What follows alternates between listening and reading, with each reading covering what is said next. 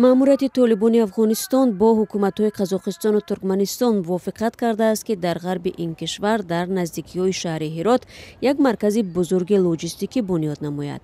охири моҳи май сарпарасти вазорати санъат ва тиҷорати ҳукумати толибон Нуриддин Азизӣ дар суҳбат бо хабаргузории Reuters гуфт ки ҳадаф аз татбиқи ин лоиҳа ташвиқи содирот ва аз ҷумла содироти Русия ба ҷануби Осиё тавассути Афғонистон мебошад.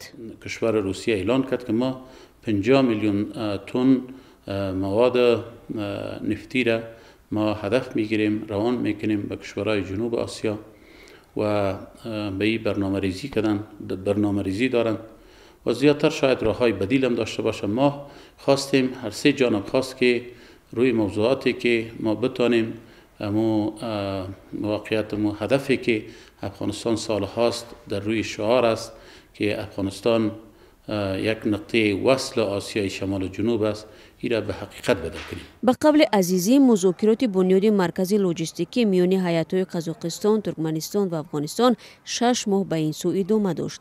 اکنون در دوام 2 ماه آینده گروه‌های فنی سه کشور برنامه سرمایه‌گذاری و ساختمان مرکز را تهیه خواهند کرد.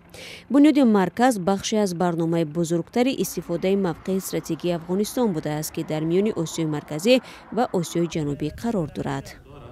اگر امروز کشور چین 100% به توافق رسیدیم که در ایران هم دلچسپی قاطع داره که ایران، افغانستان و چین یک راه مستقل باید داشته باشند، یک راه ترانزیتی باید داشته باشند، یک راه استراتژی داشته باشند که هم خط ریل باشه، هم خط ترانسپورت باشه، سرک باید باشه و هم در لوله گاز و نفت و چیزایی که دیگر نیازمندی کشور چین است باید از این راه باید عبور کنند.